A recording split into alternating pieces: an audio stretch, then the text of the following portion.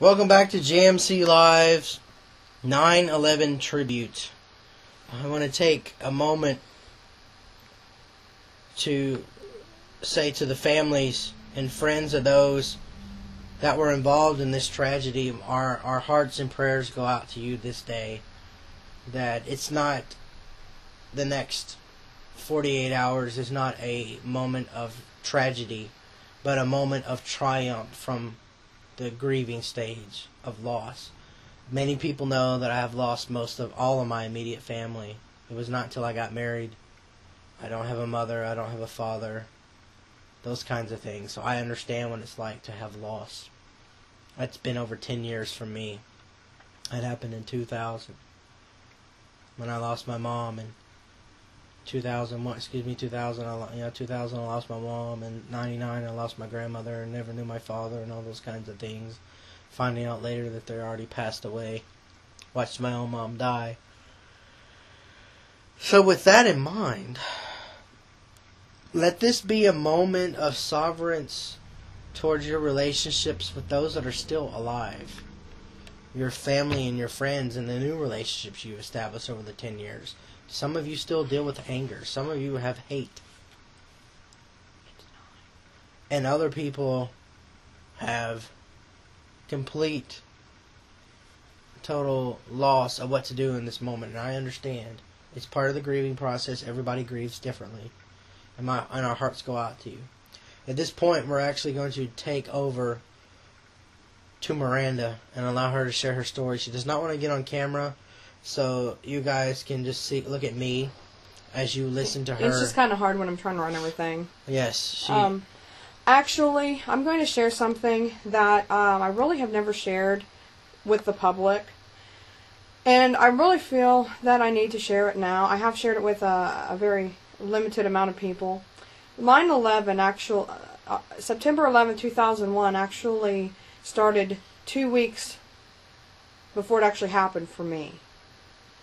Why am I saying that? Because 2 weeks before the attacks happened, the Lord gave me a dream, or some say a vision. I was asleep in my bed, and I woke up, and I thought I was seriously awake. And I got up, and I walked out into the living room. I was living with my dad at the time, here in Ohio. And I walked out in the living room, and I seriously thought I was awake. And all I see on the television is fire, just flames, pictures of flames, just moving flames, like everything is burning. And I then really woke up, and I went and I told my dad and my family. I said, I had this dream, and I think it's a sign. I think God is showing me something and I feel like something really bad is getting ready to happen.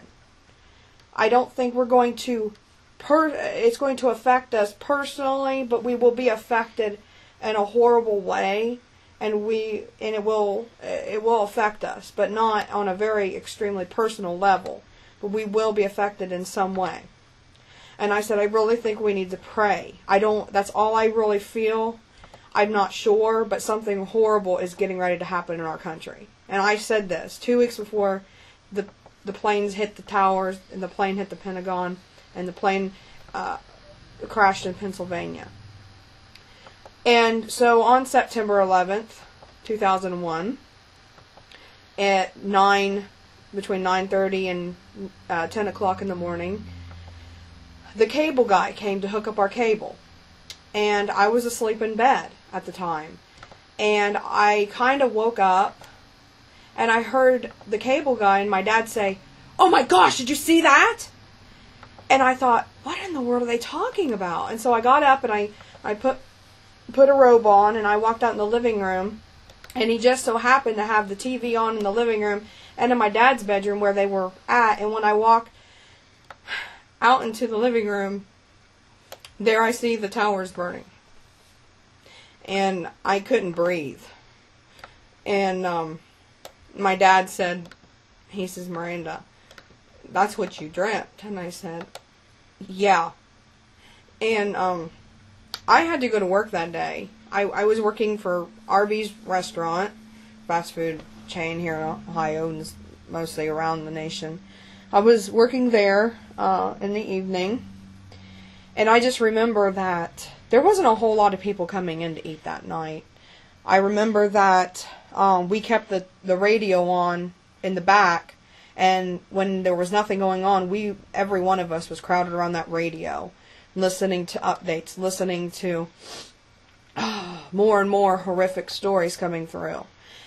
And the thing that I remember the most was the fact that they came over the radio station in Chillicothe and said that Air Force One had been spotted flying over extremely low over Ohio. And that was one of the things, because they were trying to get the president and everybody out of Washington as fast as possible. And they were flying so low because of everything was, of course, shut down. Nobody could fly. Nobody could do anything. And so they were free to fly as low as they wanted. And seriously, everybody could see Air Force One flying by wherever they were in Ohio when that was happening. So, yeah, that's my experience with 9/11. And, you know, some people say, I remember exactly where I was when Kennedy got shot. My mother remembers that. My mom can say, my mother remembers exactly where she was when she saw the first man walk on the moon. And some people can say, I remember when Pearl Harbor happened. I remember, you know, all these defining moments in our nation. And this is the one that I remember. And I'm sure everybody has their own stories. But this one's mine. I'm glad that I was able to share it with you today. And I'll turn it back over to Jeremy.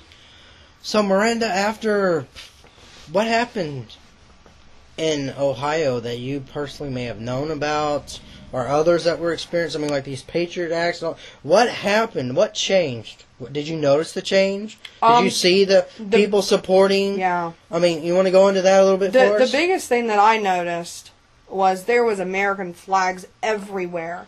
There were yellow ribbons everywhere supporting our troops. There was camaraderie. There was, you know, unity in the community here in Chillicothe and Ross County and here where I live locally. And, you know, that isn't happening anymore. And that is sad to say, because to me, our country is honestly in the same shape it was back when 9/11 happened. We're still in this trying to recover. We're in an economic crisis.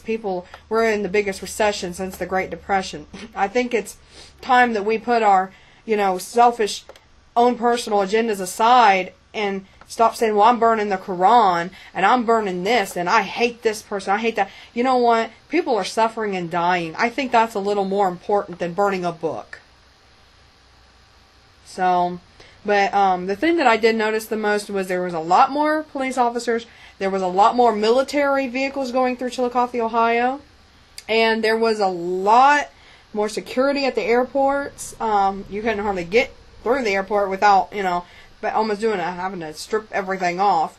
And I experienced that, you know, quite a few years later, of course, going to California to see you, Jeremy. But even then, I'm like, wow, things have just totally changed. And yes, the Patriot Act, you know, we did say, well, we wonder who's listening to our phone call tonight. You know, we would kind of talk about that and say, you know, maybe we should be careful what we say. And I would honestly look at my family and say, you know what? We have freedom of speech, and if they want to arrest me for having freedom, you know, for expressing myself and how retarded things are getting, then let them do it, because I'm not afraid. And so far, we haven't been arrested. So, but that's what I noticed. But of course, now the American flags are no longer up. The yellow ribbons are hardly seen. And the camaraderie really is non-existent any longer, and it's very sad. And in 9 years, we've come that far, and to me, fallen that far. But I'm going to turn over to you because we're getting close to a break. But yeah, it's gotten to be a very sad situation in our country since 9/11. Yes, there are a lot of different things that have changed with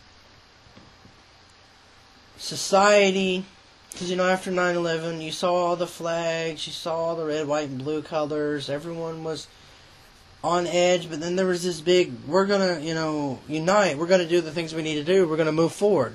So when we come back from our break, we're going to go more into our 9/11 remembrance. We'll be right back.